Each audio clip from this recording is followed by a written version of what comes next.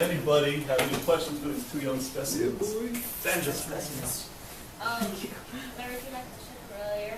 What qualifications that you have had in the past that help you out with this position? That can help you out with this position?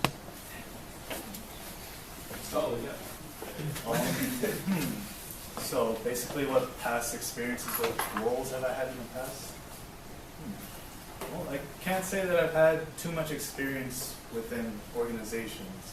Because if I recall, high school, I really just spent all my time just working either, my main thing in high school was just doing football because that thing was just really time consuming. I didn't really feel that I had the time to do other things. But, and last year I just spent a lot of my time within my own homemates. But this year I've been trying to reach out within the campus, and I've spent these last couple quarters with Fusion and with Red Cross. So although I haven't had a legitimate position within an organization where I would have to do this, I have talked to people, I've bonded with people, so I hope that answers your question. Megan? So I know that as an EVP, I'll be acting as a liaison for the different organizations and clubs. So back in high school, during senior year, I held 3 positions where that basically was it. I was an executive officer, which basically meant that I'd be having meetings with both my own classmates and the school administration.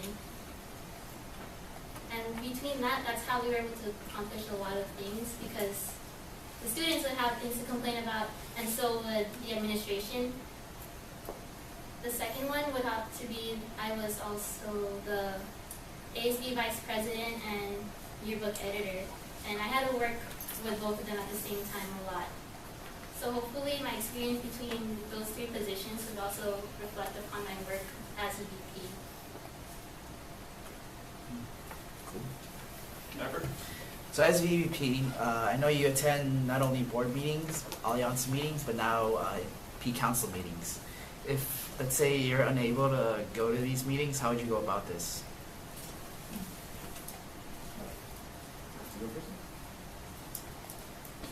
I also have the board with me, and I know that the president will also be going to the P Council meetings as well. So if I'd like a second representative, I would probably ask another board member, specifically executive, to represent and have them update me on what's happening. There. All right, and going off that, if a conflict should arise and I am unable to find a way to reschedule things, then I will have to go ahead and depend on my board members within this club, because it's kind of what we're here to do, right? As board members, depend on each other when we're not able to fulfill our own jobs. And worst comes to worst, if that ends up not working or if that ends up falling through, then I can always hope that the people on the P Council will be helpful to me as well. Amina? How do you guys deal with stress, not just in Fusion, but personally, like schoolwork or family? Okay, well, for me, I always just try to, I guess, avoid getting stressed, by which I mean, once I feel something coming on, I remind myself that being stressed about something will never help out, because all that will ever do is just, it'll mess up my thinking, it'll mess up what I do, it'll mess up what I say. So I try to just completely avoid getting stressed, or if I feel it coming on, like I just said, I'll remind myself the reasons why not to get stressed, and usually that works pretty well for me. Yeah. I'm actually quite the opposite, especially when it comes to taking on responsibilities. I do tend to get stressed, but I really try my best to make sure it doesn't influence my work in a negative manner. And I've always had this thing where I try my best to use that stress as an advantage, where I get everything done as fast as possible in a quality way, of course, but also so I don't procrastinate.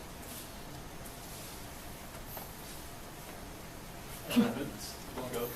Family, fusion, health, and academics. Rank those in most important. Did you fit the options together? Family, health, fusion, and academics. Oh. And explain why. And Blanco, Red Blanco.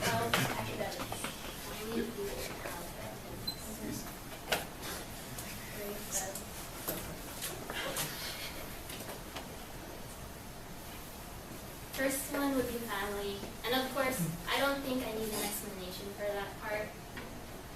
Second one would be health, because if I'm not healthy, how exactly could I be a really good part of the board for Fusion? Second one would be academics, because I do want to set the example for my Fusion board of what a good GPA is, and also balancing the responsibilities. I didn't realize what I just said there.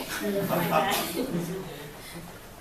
And lastly, it would be Fusion, but that doesn't mean that it's not a big priority when it comes to next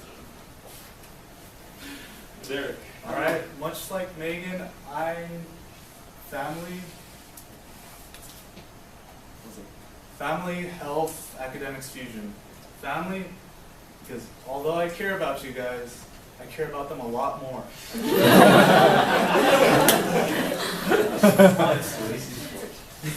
See, health, and echoing what she said, if I'm not in good health, whether it's mental or physical or even emotional, I'm going to be of no use to the club or any of the general members or any outside organizations I'm going to have to deal with.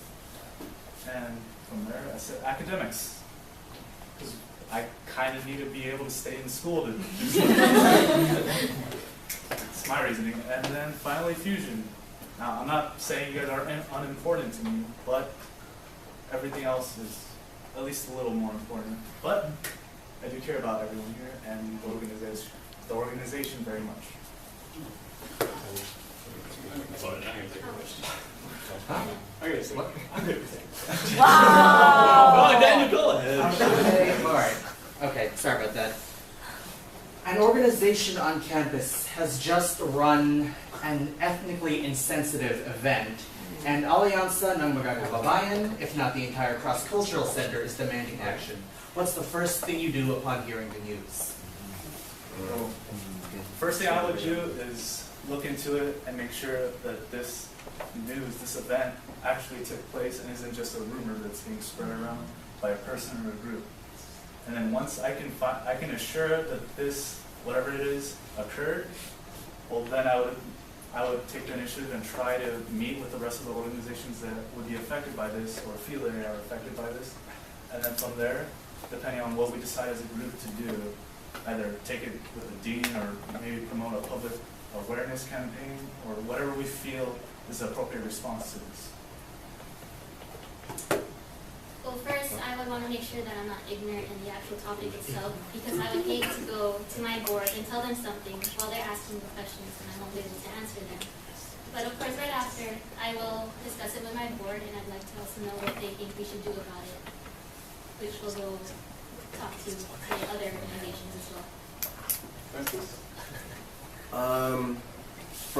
From what you both said, it seems as if you are both not as well informed about what Allianz is about and the whereabouts and like how they're doing right now, like their conditions and how well they're communicating with other organizations. How do you feel about taking on a position that you are going in blind? Like you don't know what's going on. How do you feel about that, and how do you think you're gonna put yourself in a position of leadership and trying to progress it?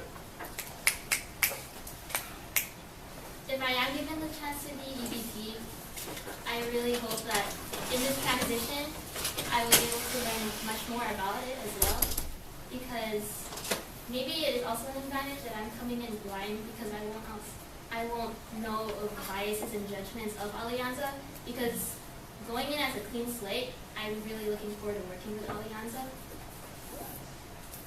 Derek? All right.